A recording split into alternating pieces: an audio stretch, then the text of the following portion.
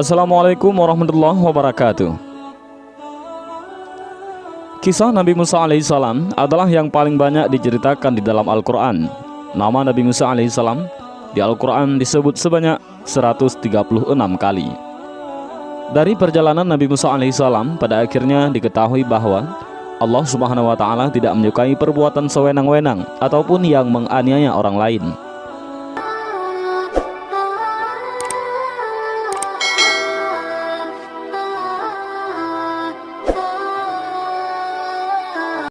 Itu sebabnya salah satu perintah Allah subhanahu wa ta'ala kepada Musa adalah melawan raja yang berkuasa pada zaman itu, yaitu Fir'aun. Nabi Musa alaihissalam adalah salah satu nabi dan rasul yang dikurniakan mukjizat yang luar biasa oleh Allah. Nabi Musa merupakan rasul ulul azmi dan satu dari 4 nabi yang dikurniakan kitab, dan Nabi Musa alaihissalam memperoleh kitab Taurat. Nabi Musa alaihissalam diutus untuk menyiarkan agama Allah saat Raja Fir'aun memimpin Mesir, dan Fir'aun adalah raja yang kejam dan zalim. Pada suatu hari, Fir'aun bermimpi Mesir akan terbakar hebat. Mimpi itu kemudian ditafsirkan bahwa suatu hari akan ada seorang bayi laki-laki yang akan menjadi musuh dan menghancurkan kerajaan. Mimpi itu membuat Fir'aun memerintahkan pasukannya untuk menangkap dan membunuh seluruh bayi laki-laki, termasuk ibu yang sedang mengandung bayi laki-laki. Sungguh, Fir'aun telah berbuat sewenang-wenang di bumi dan menjadikan penduduknya berpecah belah. Dia menindas segolongan dari mereka, yaitu Bani Israel. Dia menyembelih anak laki-laki dan membiarkan hidup anak perempuan mereka. Al-Quran Surat Al-Qasas ayat 4. Ibu Nabi Musa, Yukabat ataupun Yakubat, lantas merahasiakan kehamilannya dari prajurit kerajaan. Setelah melahirkan, Yukabat juga menyembunyikan Musa kecil di tempat-tempat yang tidak diketahui. Hingga suatu hari, Allah memerintahkan Yukabat untuk menghanyutkan Musa ke sungai Nil. Allah berjanji bakal mengembalikan Musa alaihissalam dan mengangkatnya menjadi seorang rasul. Di hilir sungai, istri Fir'aun menemukan Musa alaihissalam yang bersih dan bercahaya. Nabi Musa lalu dipungut keluarga Fir'aun. Dia adalah penyujuk mata hati bagiku dan bagimu. Janganlah kamu membunuhnya. Mudah-mudahan dia bermanfaat kepada kita, atau kita ambil dia menjadi anak, kata istri Fir'aun. Saat bersama keluarga Fir'aun, Musa kecil enggan menyusu pada orang lain. Istri Fir'aun lalu mencari ibu-ibu yang mampu menyusui Musa. Hingga akhirnya Musa mau menyusu pada Yukabat yang adalah ibu kandungnya sendiri. Nabi Musa alaihissalam tumbuh sebagai sosok yang cerdas dan akal yang sempurna. Nabi Musa dewasa merantau meninggalkan Mesir menuju Madian. Di sana beliau bertemu dengan Nabi Syu'aib alaihissalam dan menikah dengan salah satu anaknya. Setelah 10 tahun di Madian, Nabi Musa dan istrinya meminta izin kepada Nabi Syu'aib untuk kembali ke Mesir.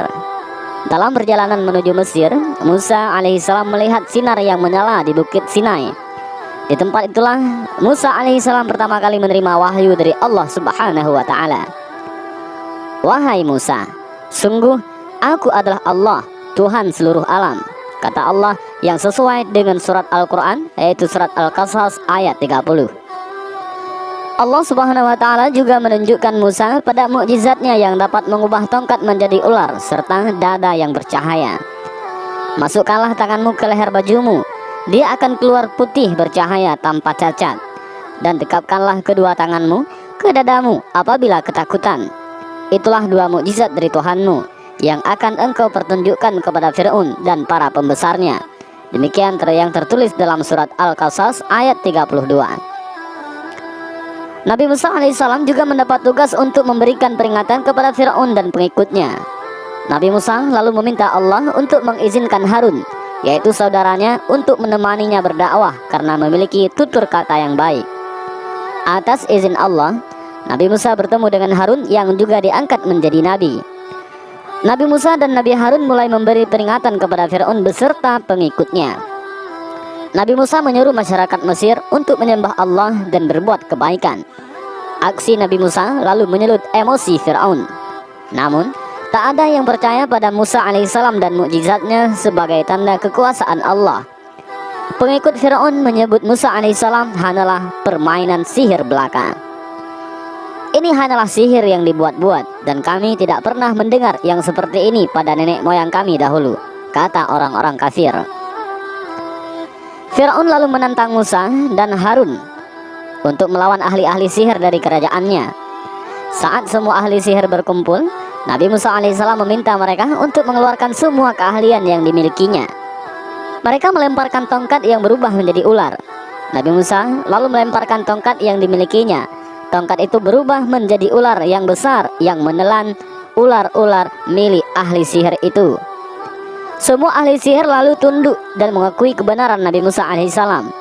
Namun Fir'aun tetap saja tak percaya dan semakin marah pada Musa. Mengapa kamu beriman kepadanya sebelum aku memberi izin kepadamu? Sesungguhnya ini benar-benar tipu muslihat yang telah kamu rencanakan di kota ini untuk mengusir penduduknya. Kelak kamu akan mengetahui akibat perbuatanmu ini. Pasti akan aku potong tangan dan kakimu dengan bersilang, tangan kanan dan kaki kiri atau sebaliknya.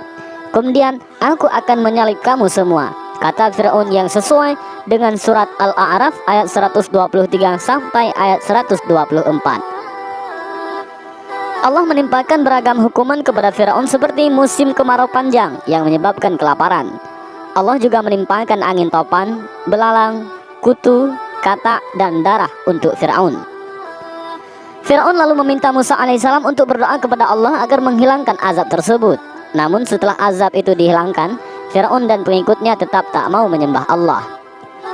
Fir'aun justru semakin murka dengan Musa. Dia memerintahkan bala tentaranya untuk menangkap dan membunuh Musa beserta pengikutnya. Nabi Musa alaihissalam beserta pengikutnya memutuskan untuk meninggalkan Mesir. Musa menenangkan pengikutnya bahwa Allah akan selalu menjaga orang-orang yang beriman. Allah lalu memerintahkan Musa untuk memukulkan tongkatnya ke air laut. Lalu tongkat itu membelah laut menjadi dua.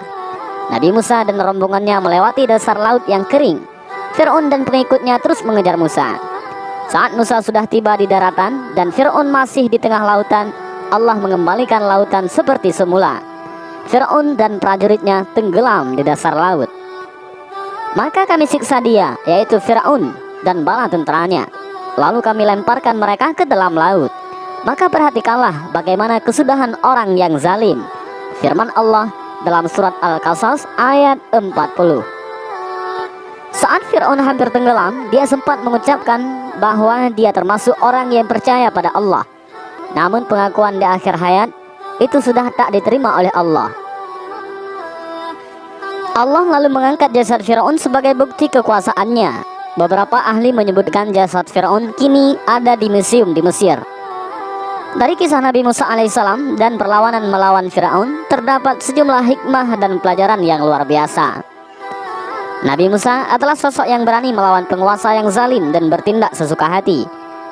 Nabi Musa berani mengatakan kebenaran. Musa tak takut berhadapan dengan Fir'aun dan bala tentaranya. Dari kisah Nabi Musa alaihissalam diketahui pula perbuatan sewenang-wenang dan menganiaya orang lain tidak disukai oleh Allah. Allah bakal memberikan azab bagi orang yang berbuat kerusakan. Selain itu, Allah tak lagi menerima taubat orang yang sudah di akhir hayat saat ditimpa azab. Taubat itu sudah tak berguna lagi. Dan inilah sedikit kisah tentang Nabi Musa alaihissalam dengan Fir'aun.